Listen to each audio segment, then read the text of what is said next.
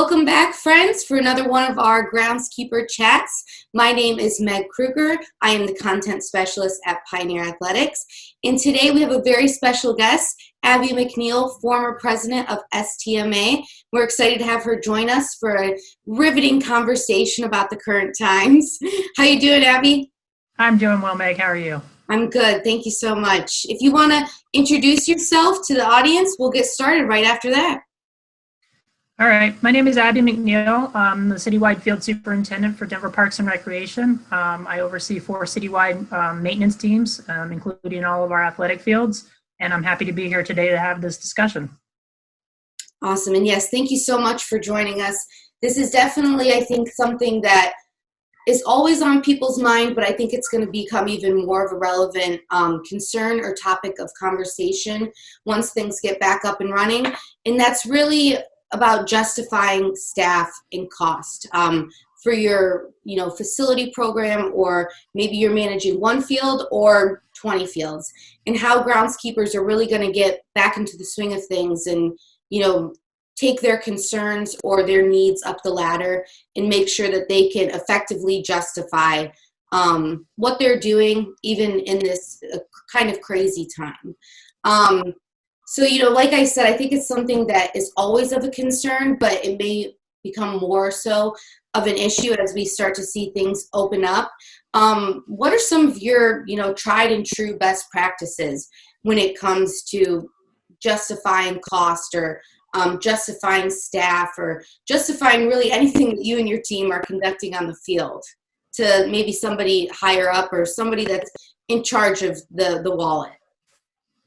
The biggest thing is to understand your audience, really. I mean, whether you're talking to a general manager or a coach or I report to the assistant director of parks. They've got a lot on their plate too right now, and to me is making it simple and direct to the point. You can use industry standards, you can use best practices to help justify what you're doing. I've got my staff focusing on needs versus wants. We've always had to justify what we are doing to somebody or something throughout the system. But even more so in these times, it's you've got to be direct and to the point. And I also think, you have to think strategically, and you have to present it that this is best for the association or this is best for the municipality or the situation.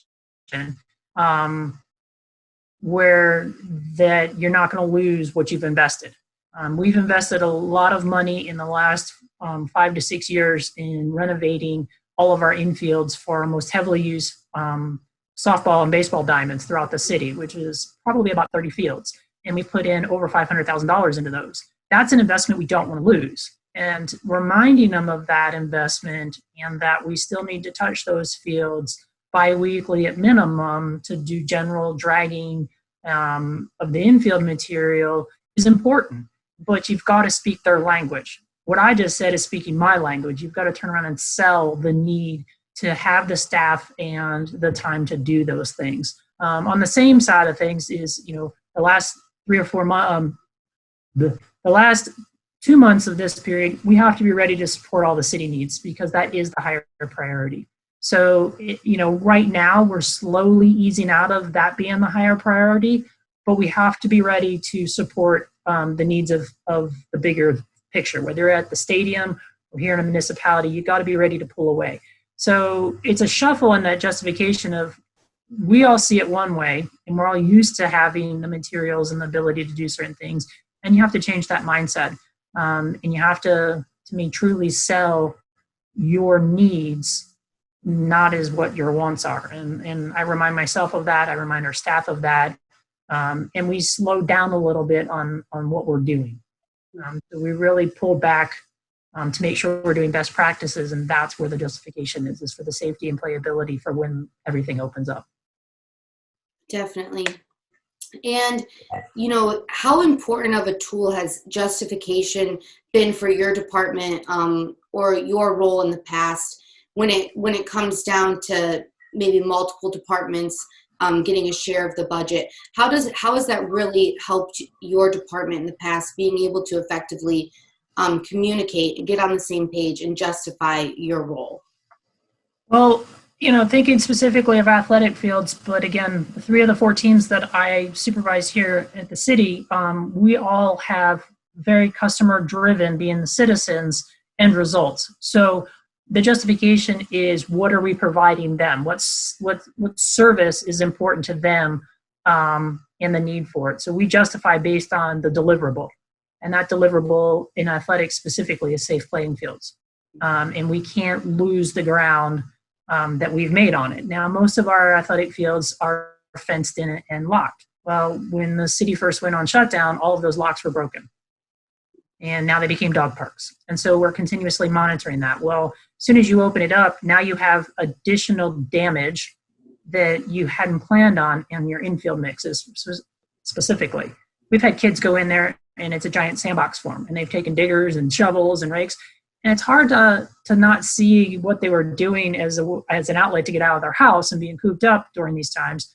But on the other side of it, it's technically vandalism. So we are prepared and are looking at our infields on a weekly basis, just so that we can catch and monitor those potential damages that have occurred in some of our parks. So that justification for us is keeping a safe playing surface, and so that we don't have to ask for large sums of money that probably won't be available the remainder of this year or in the next couple of years, looking down the road.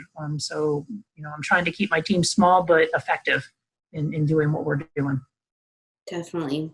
Yeah, and that really touches on how much of a dynamic situation everyone is going to be in. And, they have experience in the past. I mean, weather is so dynamic. You never know when a storm can come through and wreak havoc on your facility or your field. What's some advice you have for, groundskeepers and sports turf professionals that are going to be coming back to a situation that is such an evolving situation? As far as this is not going to be status quo is all, how do they really justify maybe something that they never would have asked for in the past, but because of the situation, they're going to have to, present a bigger ticket item or something like that? Well, I mean, everything's unpredictable. And again, the trying times that we're all in, and just like weather, we're figuring it out as we go. Whether we get hit by a natural disaster, which this could be chalked up as in some capacity. But we've always been very resilient as sports turf managers, and we've adapted and overcame. And I think in that justification, you're just going to have to be as creative as you can. And the more versatility you can show for that piece of equipment or that request that you're having, I think the better off it'll go. We try to look at any piece of equipment that we spec for or request is how much can we get out of it. So that's the full justifications. It just doesn't do 1 or 2 things. It does 5 things, or it does 7 things for us. Or 3 years from now, we can ask for another attachment, and then it can do some more things for us. What can we purchase or request that we can build our program further on down the road if we can do that. And we've done that in the last 3 or 4 years. Is actually bought pieces of equipment that are an investment, and we've justified it that it's an investment in our program, and that we'll be able to build by buying additional attachments for these pieces of equipment that help us get more done. And we're asked to always do more with less. So the more we can build off of doing more with less, but being creative and buying those things that allow us to broaden ourselves over time, the better off I think we are. Definitely. So, and they don't understand what the equipment are that we ask for, what it does. So it's our job to, in the simplest form, get them to understand what it'll do for us and for the program. Definitely. I think that's great advice. Just, ensuring that people are framing it in the right way, in speaking their language, and, really using data almost to kind of prove why this investment is going to be effective this year and the years down the line. Speaking of data, like how does your program effectively use data to, maybe help justify some of these things? Is there any tools that you're using, or any strategies you use to kind of blend in with the data-driven world we're kind of evolving into? Yes, our director likes data. So I've had to learn how to use data to help get him to understand in my messaging.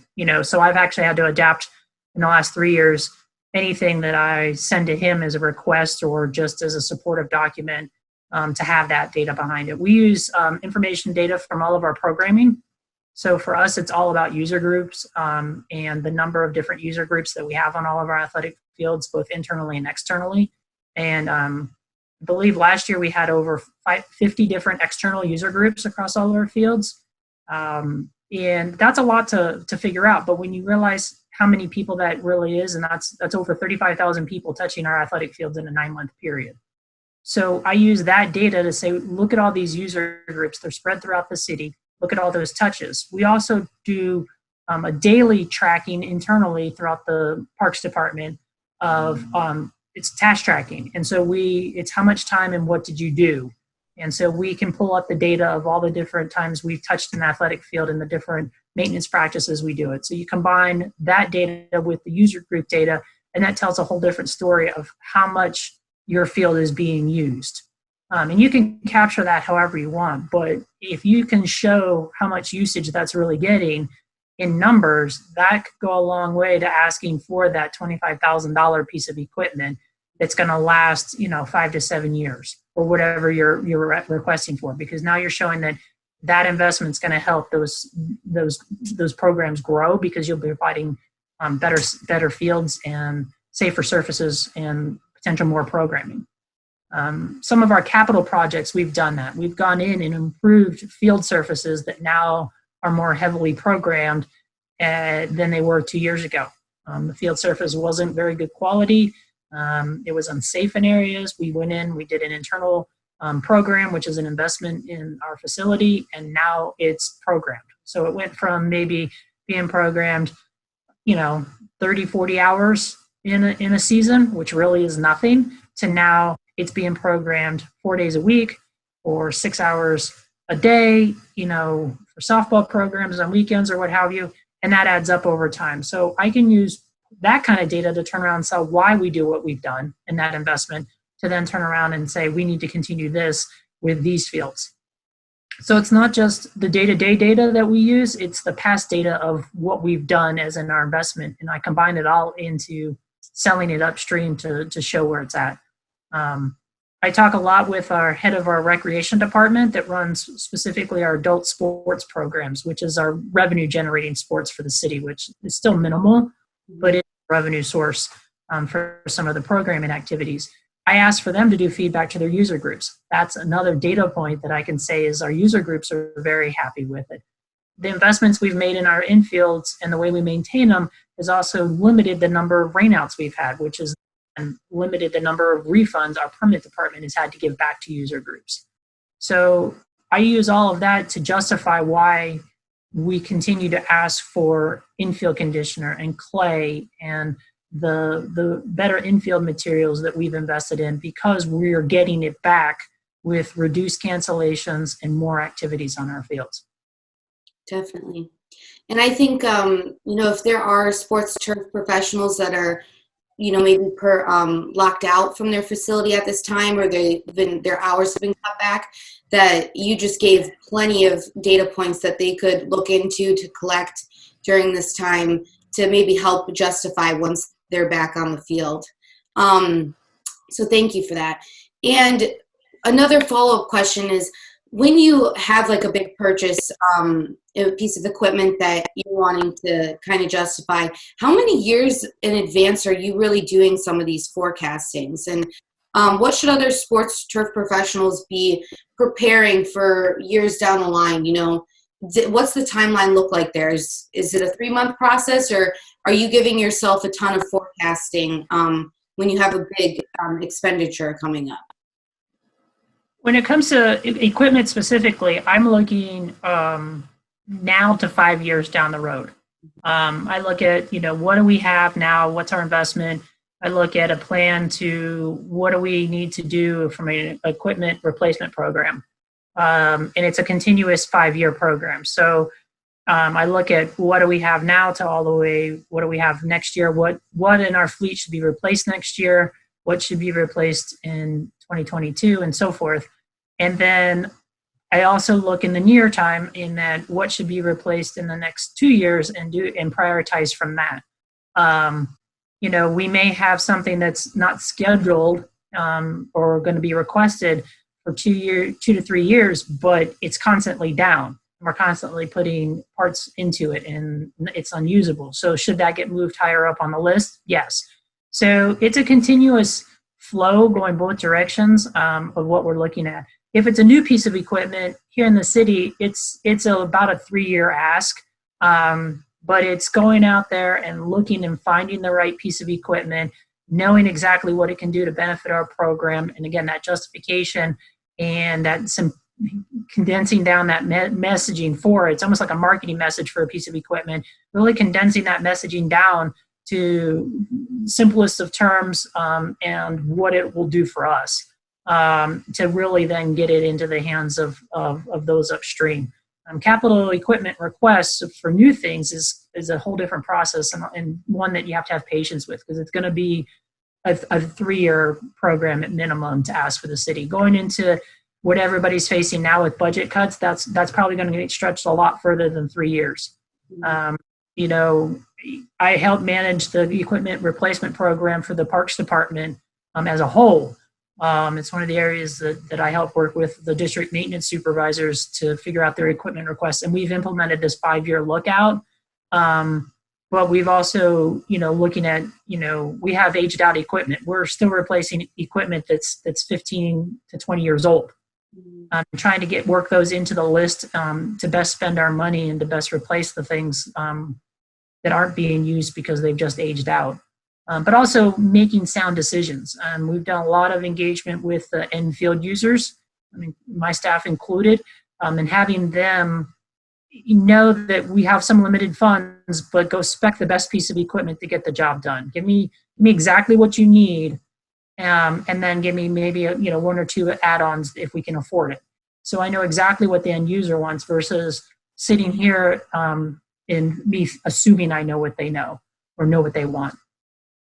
So it's better to engage the end person using it, and I like that, and they get a lot of buy-in on it. But you really have to be forecasting, in the near time, which to me is now to 3 years out. And at least 5 years out to look at your whole program. But I think that 5 years is going to get stretched a lot further with a lot of the economic impacts that we're facing. Definitely. And, as we talk about the possibility of budget cuts and things kind of stretching out, do you have any resources or tried and true practices that people can kind of implement when they may be put on a strict no spending or a stricter budget? Is there any resources that you've used in the past that kind of helped you manage with a lot less?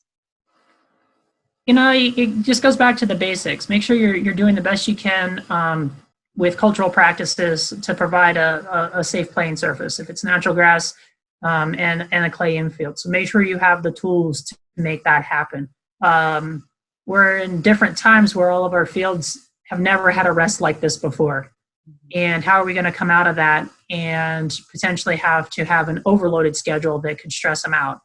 Well, we can't predict that, but if it's going to be overloaded, we can't predict that we'll have the means to support that overload of activity coming back to our athletic fields. But we have to be prepared for it.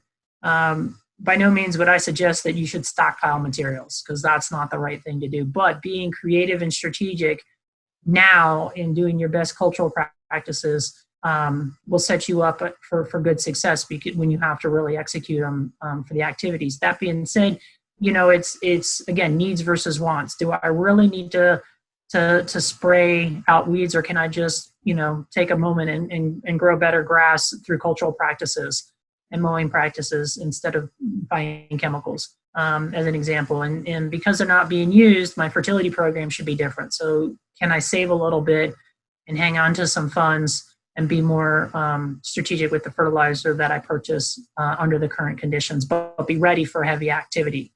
A lot of us are sitting in the unknowns because we have no idea when our fields will come on live again. Whether, there's always talk that's out there, especially even at the professional level, of when things are going to get going again. But, are they going to give us ample time to get things ready? We're all crossing our fingers that will happen. But, I've made it clear internally how much time I need in order for our fields to go back live again. And a lot of that's just to measure in over 200 permittable athletic fields.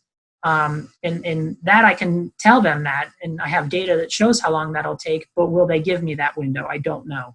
Mm-hmm. Especially with everybody eager to be out and be active again. But strategically, I think right now, the best thing you can do is just, do the simple and basic cultural practices that give yourself the best field playing condition wise for when it does come live. And, set yourself up for that, more simplistic program of maintenance practices associated with that, so that you know exactly what you need to buy, when to buy it, when to ask for it. Definitely. Well, thank you so much. I think that's going to be some really golden nuggets there in what you were able to cover. So we appreciate you taking the time to sit down with us today and chat about this topic. And I know it can be a bit heavy right now. So is there any inspirational sentiment or something that's been holding you positive during this time that you'd like to share? To me, it's the network of other sports turf managers that are out there.